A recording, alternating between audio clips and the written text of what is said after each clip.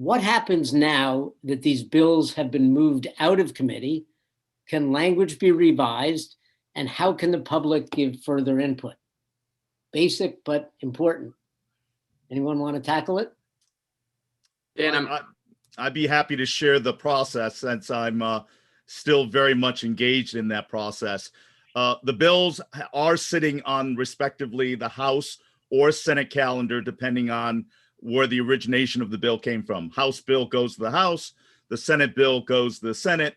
We're a bicameral body, so obviously both chambers need to make changes.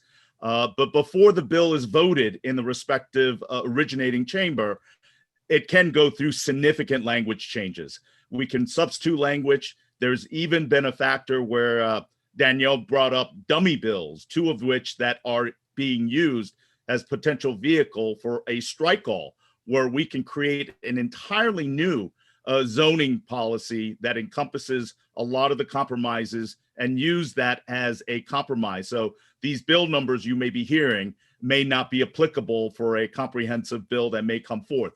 And number two, people can absolutely have their voices be heard. You can continue to submit testimony to your respective legislators, the legislators here, but also to the respective committees in which these bills sit in. Legislators read them.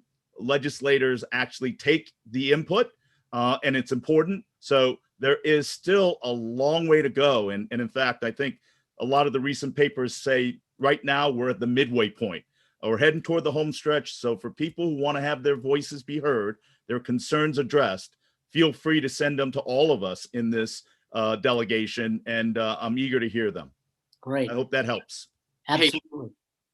Hey, Dan, can I just add really quickly? I agree with what Tony said. I just want to add that we can't possibly do our jobs as legislators unless folks are in touch with us. We can't, given the fact that we're legislating virtually, we're not holding large in-person town hall meetings. In order to represent your voice in government, we really need to hear from you, and especially the folks who work on this issue on the municipal level. They've been such critical partners, not just Danielle, but I'm in close touch with Ken Edgar, the P&Z chair in Weston, Rebecca Marchetti, the P&Z chair in Ridgefield. Please continue to provide us feedback, because that's ultimately how we can function in a representative democracy.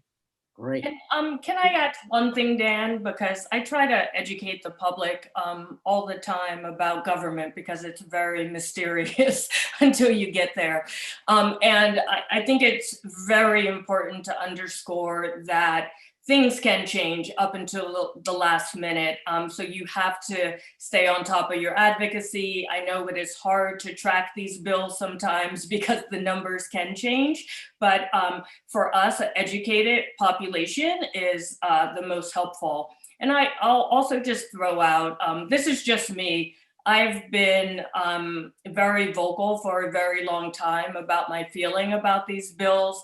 But, you know, last week I get these, I can't believe you want 1024. And I'm like, did you even Google my name?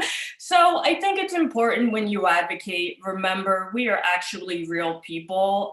So approaching us with an angry tone is probably, it's your right, but I'm just saying it's probably not the most effective way. There are people who email me with great ideas, or they email me groups they think I should speak with. I find that incredibly helpful, always welcome.